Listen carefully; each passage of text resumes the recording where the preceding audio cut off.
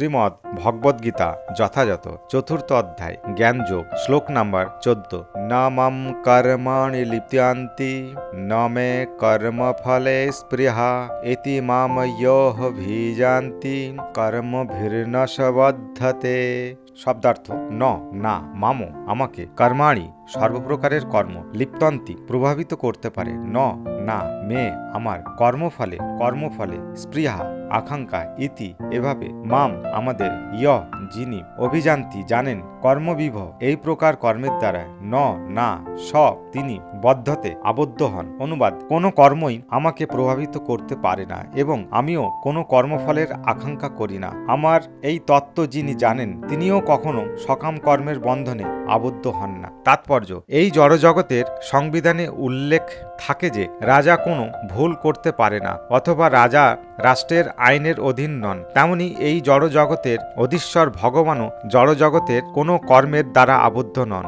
যদিও তিনি এই জড়জগৎ সৃষ্টি করেছেন, তবুও এই জড়জগৎ সম্পর্কে তিনি সম্পূর্ণ নিরাসক্ত ও উদাসীন। কিন্তু জীব জড়া প্রকৃতির উপর আধিপত্য করতে চায় বলে কর্মফলের বন্ধনে আবদ্ধ হয়ে পড়ে। কোনো প্রতিষ্ঠানের মালিক যেমন তার কর্মচারীদের সৎ অসৎ কোনো কর্মের জন্যেই দায়ী নন, কর্মচারীরাই তার জন্য দায়ী হয়ে থাকে।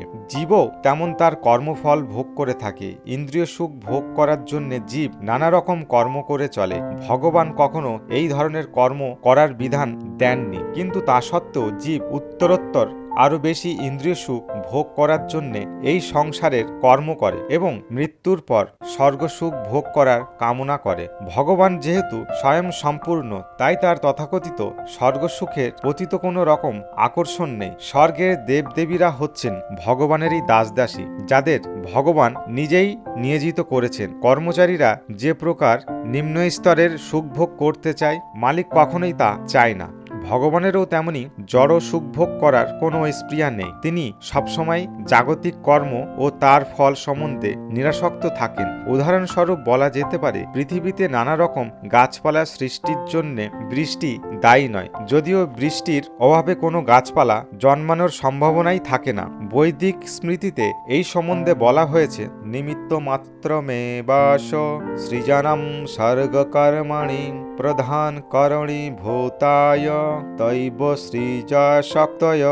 এই জড় সৃষ্টির পরম কারণ হচ্ছেন একমাত্র ভগবান। জড়া প্রকৃতি হচ্ছে নিমিত্তি কারণ, যার ফলে জড় সৃষ্টিকে প্রত্যক্ষ করা যায়। সৃষ্ট জীব অনেক রকম, যেমন দেবতা, মানুষ, পশু, পাখি আদি, এবং তারা সকলেই তাদের পূর্বকৃত পূর্ণ অথবা পাপ কর্ম অনুসারে সুখ ও দুঃখ পেয়ে থাকে। ভগবান তাদের প্রকৃতির গুণ অনুসারে কর্ম করার সব রকম সুযোগ দেন, কিন্তু তিনি নিজে তাদের ভূত ও ভবিষ্যৎ কোনো কর্মের জন্য দায়ী হন না। বেদান্ত সূত্রের দ্বিতীয় স্কন্ধের প্রথম অধ্যায় 34 নম্বর শ্লোকে বলা হয়েছে, বৈষম্য নিঘৃণ ন সাপেক্ষ সত্যাৎ। ভগবান সর্বদাই নিরপেক্ষ থাকেন, তিনি কোনো জীবের প্রতি পক্ষপাত যুক্ত নন।